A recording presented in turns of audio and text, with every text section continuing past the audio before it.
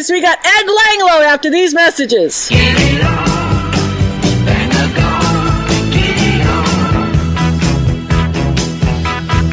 on. We are back, and this is Santa Barbara Teen Sports Radio Show. I am your host, Erica Salter, the Queen of Teen. Please tune in Every single Tuesday. 9 a.m. Good morning. This is Ed Langlo. We are back with Teen Sports Radio.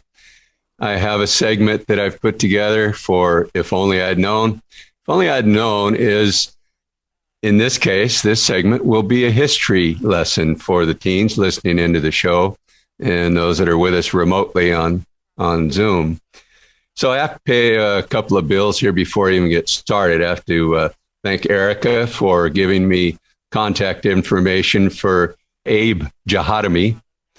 Abe provided the material for today's segment.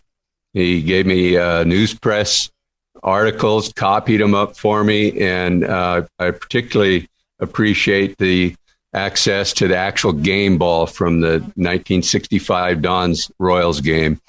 I was in the athletic director's office looking at this ball, and I'm taking pictures of it. It has autographs. All the guys in the team signed the ball. So I'm looking at this one signature, and I said, I really have to take a picture of this signature and make it good because I'm having dinner with Punky Villanueva tomorrow night at Aries.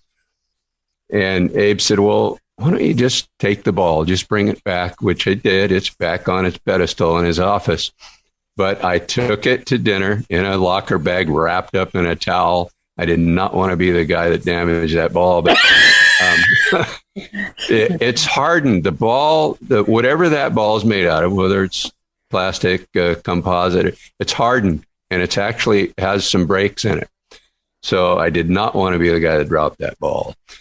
So I took it in, and Punky is, he's been on the show. He's been my guest on the show, and he's the author of the Be the Person You Needed When You Were a Child, which I've used several times.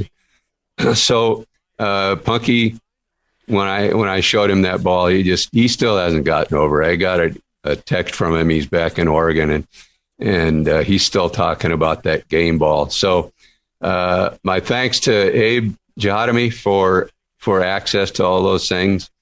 And so let's start the If Only I'd Known segment. In 1965, Santa Barbara High School Dons had 56 football seasons under their belt. San Marcos Royals had all of 5. And in every one of them, when they faced a crosstown rival Dons, they lost. Here's some play-by-play that I've put together from those news press articles that I got from Abe. It's Friday, October 22nd, 1965.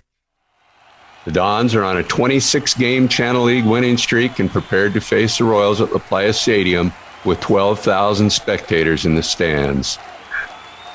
This would prove to be one of the most action-packed football games that Santa Barbans would ever witness. After this game, both Coach Stoney of San Marcos and Coach Cathcart of Santa Barbara High agreed the back-and-forth action was like watching a basketball game.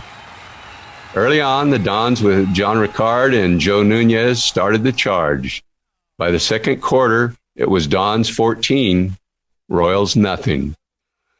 Then San Marcos rallied when quarterback Alan Stephenson completed a pass to Rick Spencer for a gain of 43 yards. That suddenly put the Royals in scoring position on the Dons' 5-yard line. Stephenson scored from the 1-yard line with 8 minutes and 20 seconds left in the first half, making it Dons 14, Royals 7. Santa Barbara came surging back with one more long drive, but the Royals' defense stopped Augie Rapinut in a 4th down, 1-yard-to-go play on their own 9-yard line.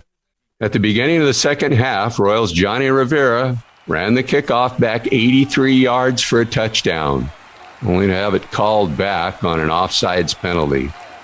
San Marcos came back to score at the end of the third quarter, but the hike for the extra point was bungled, leaving the ball bobbling across the grass. Frantically, Alan Stephenson captured it.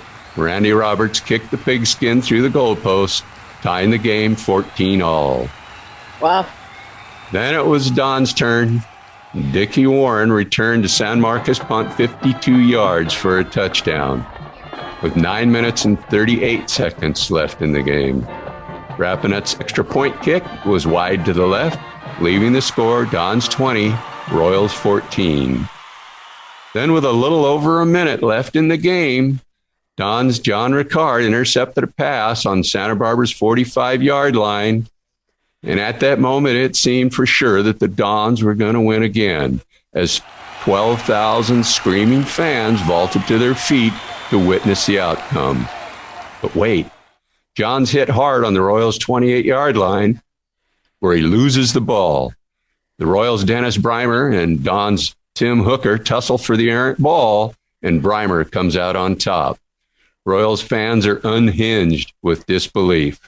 There's 35 seconds left on the clock. Is there a spark of a chance? Can we pull this off? Randy Roberts catches a pass from Stephenson and takes it 65 yards, only to be stopped on the 1-yard line. There's no time for a huddle. The Royals line up quickly while the Dons scramble frantically to organize a goal line defense. The ball is snapped with 8 seconds on the clock. An official's whistle brings a stop to everything.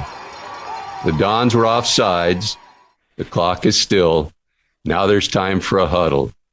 Coach John Stoney sends in a play for a short pass pattern, figuring if it was incomplete, the clock would again stop and the Royals would have a second chance. But they didn't need a second chance. Stephenson again hit split end Rick Spencer with a quick pass to the right, but the penalty flags are down again. There was a long delay and silence, but it's finally revealed. The infractions against the Dons and the touchdown is good. Game is now tied 20-20. With 6 seconds left in the game, Randy Roberts' kick is perfect, making the final score San Marcos 21, Dons 20. They did it. The San Marcos Royals had broken a 5-year winning streak for the Dons. The Santa Barbara News Press reported that the Dons coach Sam Cathcart and Mike Meropoulos both took the loss like gentlemen. Meropoulos was quoted in the paper saying, "We just got beat. That's about all you can say." In 1966, Alan Stephenson would be inducted into the San Marcos Football Hall of Fame. No future game between the crosstown rivals would ever overshadow the nail-biter from 1965. Wow. I'm Ed Langlow. I'll see you next time on If Only I'd Known. Wow. Oh, that is awesome. That's a good one. I love what you're doing, Ed, right now. I mean, Team Sports Radio, I love the whole nostalgia. Santa Barbara has such a rich history.